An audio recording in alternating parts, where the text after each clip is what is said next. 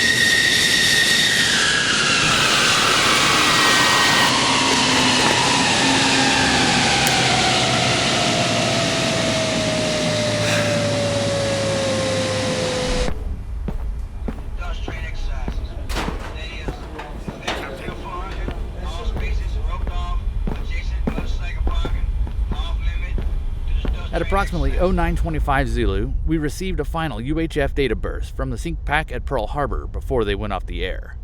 It contained an overview of what they knew of the operations being launched against them, and further, the continental United States. Oh, Jesus, Dan, don't leave us hanging in suspense. The data burst was not encrypted, so we have to assume they either didn't have time to encrypt, or that it would be a Russian ploy. Lee? Our intelligence section believes this is the real thing. At the time it was sent, the base was still putting up a fight. In addition to the invasion of Pearl Harbor and Oahu, there are confirmed reports of landings on the West Coast. We don't know where, and we have no idea of the scale. The assumption would be division to corp strength.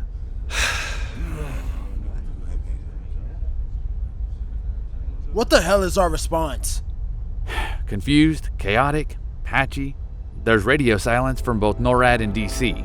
Unconfirmed report, SAC has gone to DEFCON 1, but we have no reports of any missile launches from either us, NATO, Soviets, or Warsaw Pact nations. There have been numerous naval skirmishes along the West Coast.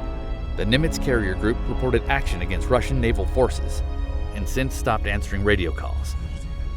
The Roosevelt put to sea from Japan and has gone radio silent, and the Enterprise is also running silent somewhere in the South Pacific. How in the hell did they get a fleet across the Pacific without us noticing?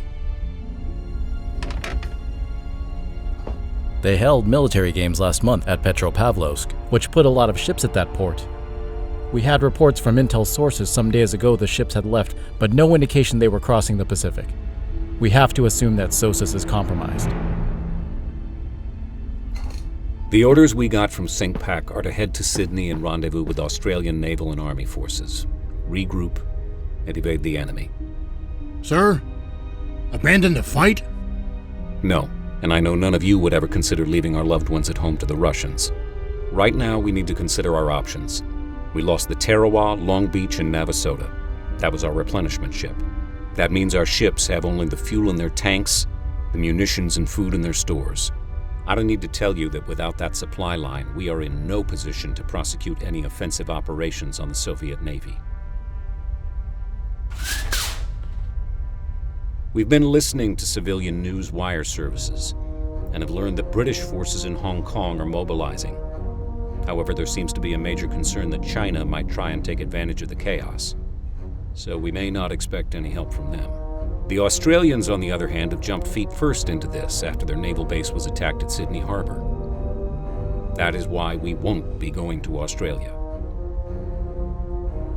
But sir, Sinpak has ordered us to... With an unencrypted order that is by now most certainly in the hands of the Russians. In addition to that, they've already attacked Sydney. No doubt there'll be a number of enemy subs waiting for us. No.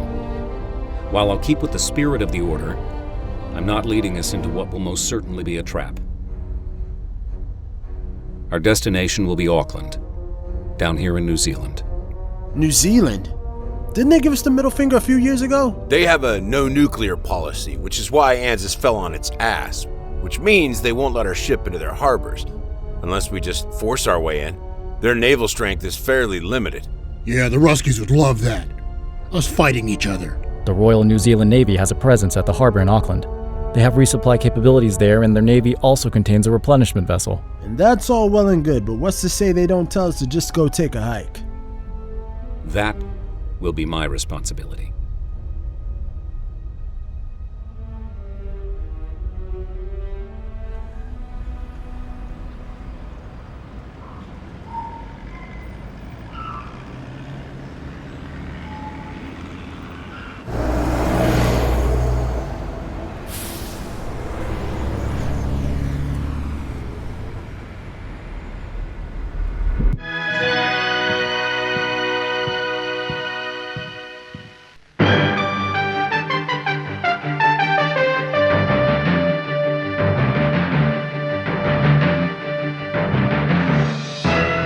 Good morning. Continuing our coverage now on the extraordinary developments across the globe, and now closer to home, just across the ditch, P3 Orions from the Royal Australian Navy were unsuccessful in locating the Soviet submarine. That's a general alert. They're recalling everyone. No exceptions. I know, but you'd imagine they'd give some kind of allowance with us being due next week. And just getting married? Declaration of hostilities from the Soviet Union. I know. The Federal Senate in Canberra voted in support of Prime Minister Have you called your mum? Not yet. You can't be on your own. I don't know how long I'm going to be gone for. The HMAS Swan and HMAS Adelaide, both taken With the whole Sydney thing, by what is believed to be I think everyone's getting a little bit worried. Yeah, I know. I'm a little worried. You know, I'm on the Canterbury.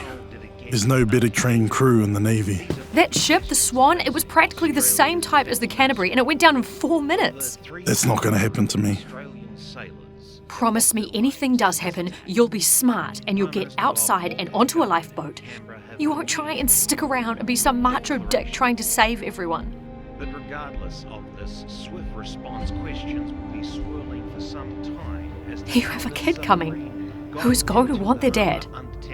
So you better still be around. Two of Australia's most powerful. I will be. Here I at home, promise. in the next few moments, we're expecting our Prime Minister to address the nation regarding the events of the last 2 days. I received word from our consulates in San Francisco and Los Angeles that both cities have fallen under attack. The New Zealand Embassy in Washington is at this moment unreachable from Government House here in Wellington. I have asked Defence Minister Tizard and Defence Chief Lieutenant General Mace to place all military forces in New Zealand on full alert.